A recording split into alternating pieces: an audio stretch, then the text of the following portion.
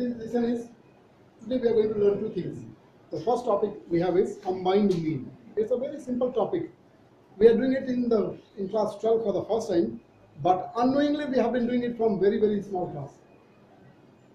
From very small class we are doing it. You might have noticed that at times we talk about the average performance of the girls and then the boys. We used to talk about the performance of the boys and girls. And then often we say that the performance of girls are better than the performance of boys. How do we do this? Because we calculate the average marks of girls and then we calculate the average performance of the boys. We calculate separately. And to do this, it's very easy task. We can add the marks of all the girls and divide it by the total number of girls. We can get the average performance of the girls. Am I right? Yes, sir. Likewise, we can also calculate the average performance of the boys. In that case, what we do is we add the marks of all the boys and then divide it by the total number of boys. We get the average performance of the boys. And from the two results, we compare and then say that who has done better. Is this okay? Yes, sir. So this way we are calculating the average performance of the boys and the girls separately. But we can same time we can also calculate the average performance of the whole class. In that case, what we do is we add all the marks and then divide it by the total number of students and we get the average performance of the whole class. This average performance of the whole class is only called as combined mean.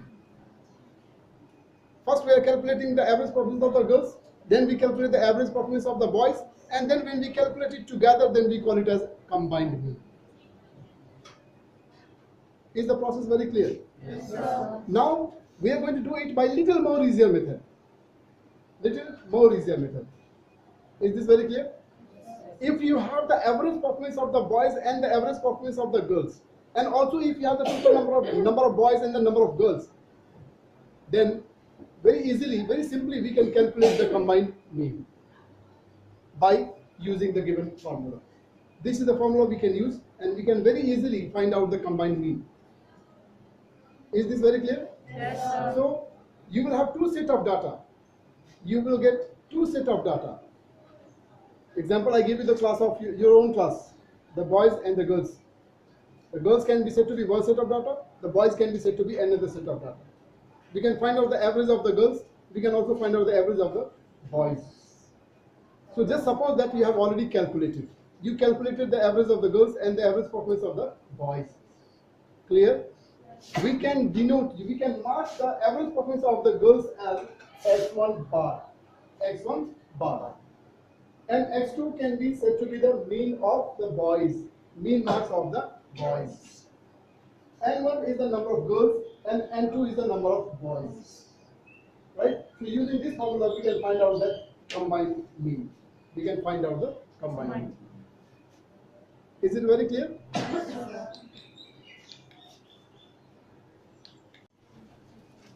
Exercise 15D. Exercise 15D, question number 1.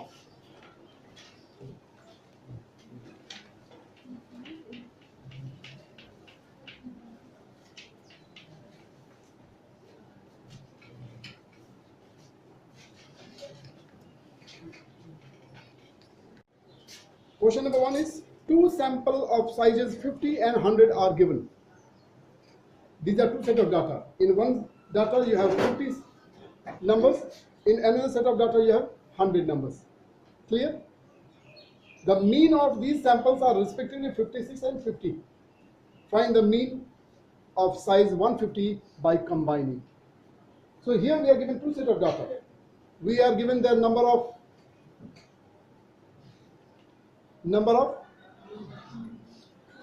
data in each distribution, and then we are also given the mean, right?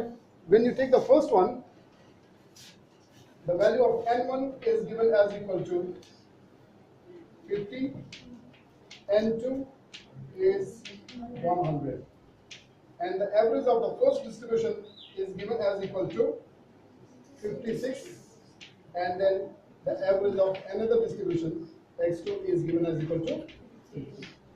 So we are given this information. With the help of this, we have to find out the combined mean. So we can use the formula x bar is equal to 50 into 56 plus n2 x2 100 into 50 divided by n1 plus n2, that is 50 plus 100. Is it alright? 56 into 50, 28, 2800, and this is 5000 divided by 150. This comes as 7800 divided by 150. 0 cancel this 0, right? 5 3s are 15, 5 1s are 5, 5 5 are 25, 5 6 are 30, 6 5 11 12, 3 3 5 are 15, and 3 2 is 6, 50. This is the combined mean. Is it clear? Yes, sir. This is question number 4, right? A very similar question, but just written in a little different way. We can get a very clear picture of this question. Here we are talking about class 10A and 10B performance. Is this okay? Yes, sir. The average performance of class 10A is 70 marks, and the average performance of class 10B is not known. But we know the total number of students in class 10A and the total number of students in class 10B. And the combined mean of these two classes is given as equal to 62. Since the total of the combined mean of this classes, these two classes are given, we can also calculate the total number of students in the group, in the two sections, right? The total number of students in the two sections will be sum of these two numbers, that is n1 plus n2 is equal to 30 plus 35 is equal to 65. Is it not the same as the previous question? We can use the same formula and find out the average performance of class 10B students. Is this okay? Now that means, if you look at this formula, this x2 is the one which you are going to calculate for this question of 4. Right? Now in the formula, because x2 is on the right hand side, can I flip the formula? Okay. So this formula can be written as x1 bar n1 plus x2 bar n2 divided by n1 plus n2 is equal to the combined mean, that is x. This is the formula that we are going to use. Alright? We can put the value x1 is 70 into n1 30 plus x2, we don't know, let it be as it is, x2, and n2 is 35 divided by 30 plus 35 is equal to the combined mean, and that combined mean is 62. Combined mean, not 65. 65 is the total number of people in the two sections. We just need the combined mean. In the formula you can see this is only combined mean. Done? Now we will calculate, simplify, and then find the value of x2. Now the rest work is very simple. So first of all, we can add these two and then send it to the other side. So it will be 65 into 62. Give me the answer. 35 x2 bar plus 2100 62 into 65 comes how much? 4000 30. 4030. 4030. Yes, sir. Is it alright? Yes, sir. Now we'll take this one to right side. This is 35 x2 bar is equal to 4030 minus 2100. This is equal to 30 9 1. Am I right? Yes, sir. And then finally x2 bar is equal to 1930 divided by 35. Tell me how much is this? 35 point? 55.14. 35 point? 55.1. So this is the average performance of class 10B. Is it okay? Yes, sir. Are you ready now? Yes, sir. We are first of all trying to understand the formula. If we get a clear picture of formula, then it will become very easy to solve this, to find out the combined standard deviation. The formula here we have is sigma square is equal to n1 into sigma square plus d1 square plus n2 into sigma 2 square plus d2 square divided by n1 plus n2. Here for this also we will get two set of data, two set of information. We will get complete two set of information, same as the previous question. Here we will have some additional information. Is this okay? N1.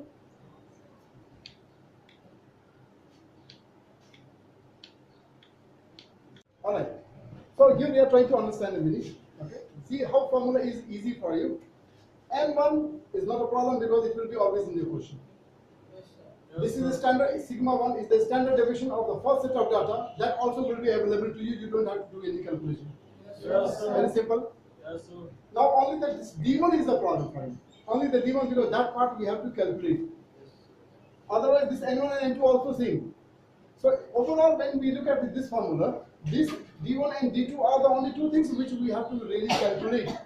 The rest everything you will get ready. You will just punch it in the formula, simplify and get the answer. Yes, So sir. we need to understand only D1 and D2. Right? Yes, sir. And this D1 and D2 are the deviations. D1 and D2 are the deviations. And this need to be calculated by using this formula. So D1 will be equal to absolute value of combined mean minus the mean of the first set of data.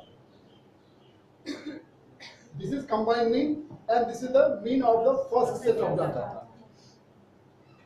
Is this okay? Yes, sir. So to find the value of D1, the mean of the first set of data also will be given to you. And only you have to find out the combined mean. And from the previous question you have already learned how to find out the combined mean. Yes, sir. So by using the first formula we will find out the value of x and then find out the difference of these two and then find the absolute value of it. You will get the value of your deviation. Likewise, this D2 also can be calculated by the same formula. Absolute value of combined mean minus the mean of the second set of data.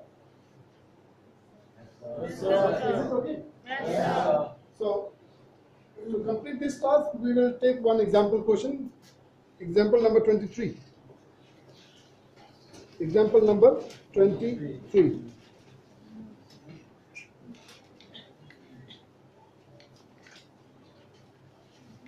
From question number 23, example 23. The information we have is a shopkeeper mixes a batch of 200 apples. How many apples? The number of apples is 200, so that means we will write this as N1 as equal to 200. And the mean of 150 gram. The mean of this one is 150 gram. That is X1 is equal to 150 gram. And this the standard deviation 30 gram. The standard deviation, that means the sigma 1 is equal to 30 gram. Is this okay? Another question, another set of data is another batch of 300 apples. 300 apples, that is N2. the another set is N2 is 300. And the mean of 100 gram. The average of this mean number of apple is 100. 100 gram. And then the standard deviation for this second set of data is 20 gram. That is sigma 2 is given as equal to 20 gram. I just copied all the information. Is this very clear? Yes, sir. I have all the information now here on the board, and the question is to find the mean and the standard deviation for the combined batch of 500 apples. So here there are two things to be calculated. First of all, combined mean, and then find out the combined standard deviation. These are the two things we are going to calculate. Clear? Yes, sir. Now, we will first of all find out the value of D1 and D2. If you look at the formula, you have got all the information here in the question itself. But what is missing is the value of D1 and D2. So we are going to start calculating this D1 and then D2. So D1 now, in order to calculate the D1, we need the combined mean. Do we have the combined mean? We have this mean of the first set of data, but then we don't have the combined mean. It means now first of all, immediately we need to find out the combined mean. So we are going to find out the combined mean. This is x bar is equal to, the formula is x1 bar n1 plus x2 bar n2 divided by n1 plus n2. You have all the information in the question only. You can just copy it. This is 150 into 200 plus 100 into 300 divided by n1 plus n2 total 500. Alright? Now 30,000. 15 to the 30 and then 4 zeros.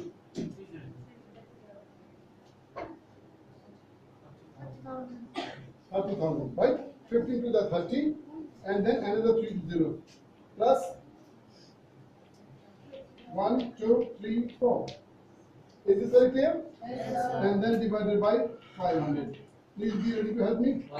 This is 1, 2, 3, 4 divided by 500. This zero is this zero 120. So your combined mean is how much? 120. How much it is? 120. 120. Now we will be able to find out the value of D1 and D2 now. Yes, sir. So we are going to find out the value of D1 and D2. D1 is equal to absolute value of x minus x1 bar. Combined mean calculated 120 minus the first mean is 150. Now look here, this is because we are calculating the absolute value, right? If it was a normal simplification, then the answer would have come negative. But because we are calculating the absolute value, there will be no sign. So the answer will be 30. Likewise, D2 is equal to x bar minus x2 bar is equal to, now mean is 120 and then this is 100. Absolute value of this will come to 20. Is it okay now? Yes, sir. Now we are in a position to use the formula. Yes, sir. So we'll find out. So sigma square. I'm not going to rewrite the formula. N1 200 into sigma square, that is 30 square, plus D1 square, we calculated 30, this is 30 square, plus N2 300 into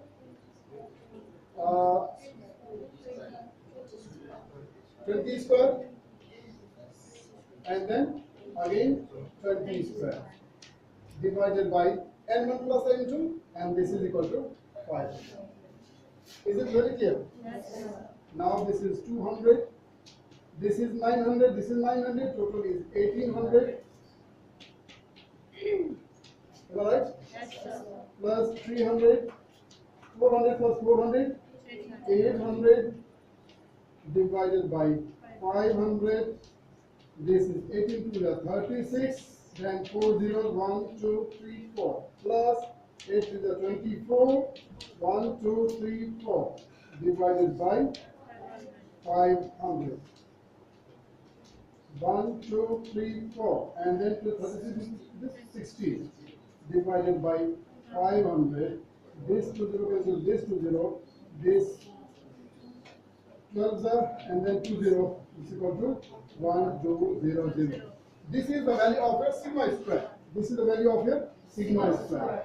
And you have to find out the standard deviation. That means we have to find out the square root of this number, right? So the value of sigma will be root over 1200. Please give me what is the answer of this. Square root of 1200. 34.64. 34.64. Is it understood? Yes, Yes, sir. Thank you.